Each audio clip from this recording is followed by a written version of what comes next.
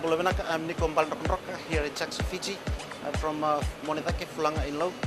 Love listening to Mbula FM, especially when I'm stressed and tired. At the end of the day, love Mbula FM. Talk about it in Mbula FM. Setsan. Nadango Leonard Tulib, au watichu kwemba, ando talita na parongan ng Mbula FM, balitin na bantuay na sir. Mbula FM, number 2 and sir.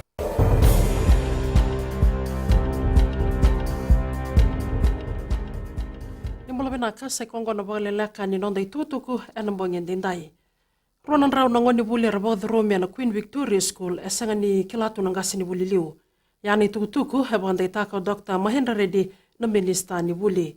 Tingol mina tutuku ni ronan raw nangoni buli ngo rabod Rome mabeira na bulioti. Wanda itaka Dr. Reddy ni non rabekila inga na bulioti ke nando nangasi ni buli korni buli. Elabitagi ke na admission form sanga ni kila nangasi ni buli liu kabuna non rabod Rome na ronan raw nangoni buli. Tukono Dr. Reddy ni ngone ibugo ki sabo ritu ni kuwa kangan rebi merbaka utani mai o ire rada kabati ko nadagadaga ngo. Dona tikina hebo aritaka ni sanga ni dondono me okati kwa ya ni songo ni buli oti kina kana didi ba ken dona korni buli. Sibia ni ndolo na ngoni buli reboro ta kina korni buli ngo. Kataronga kina na taro ni kono waikula mani toni be sanga ser nanga rabi bagdaba. Tukono na waikula ni dondono me bagan dina tako Reddy ni oso dina tiko no korni buli kasi senga talitunga ni baga bina takin na boli ni bodengu wakina na boli ni kuro kena bonu e marure kena na benu se septic tank so mo Reddy ka kaya ni kebo kai tiko sona lenga bongo bina kata mereda se bina bonu tiko kina tini karoto doko na lebu ni mbure kata ngabir na ngoni buli mai na taunda ko ni be korle lebu unga dai walwale ni bengarabi sa tiki butagi ko na ngunungo membala tana kena baga lebu takin be kai ratau kena na itau keni ngele mai na ngele ratau kena Ebang data ko barenge bani marama na minista ngaraba na beka bo itu okay dengan rebi meratingo melebu na non riboto botani itu kiningele mai na kena baga torre de taki na non rengele sanga ni bangando ni ku na parliament na moso ni labata mose sembuli tabu membalata na small and medium matangali enterprises ka so mini satu makau na be tubu so membalata na tigino ya tuko no bani marama ni to ye butake so na bengarabi rawa ni rabole butake na itu kiningele nangarabi ni beka bo bisnisi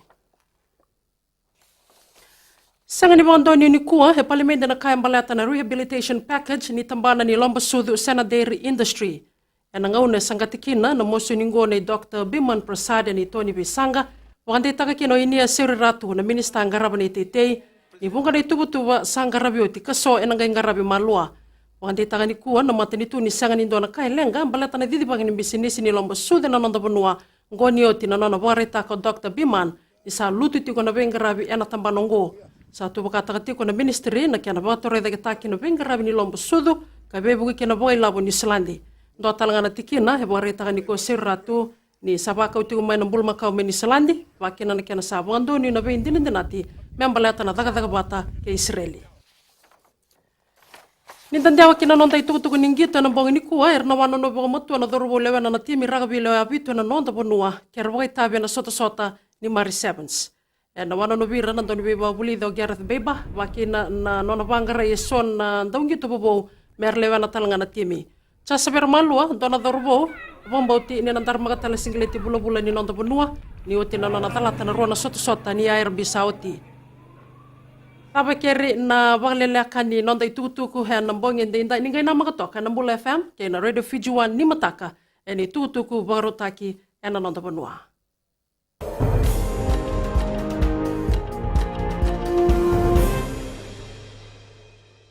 Sa arnayanda oya wo chone ndo tele bai buni moli rakira sa ama pinakantin na ndaw wa ama na Radio Fiji 1 Kalau ngali bada penenu makaya macam na berantari watu ang dawaro na Radio Fiji 1 besan dobai bici oya wo labini na Mbuli mana FSC imba ondo talita kana Radio Fiji 1 Nalang ko police matawalu susungemba ang bula patmay ka Radio Fiji 1 emba Na Radio Fiji 1 nandu mai bitin bonga ni BNN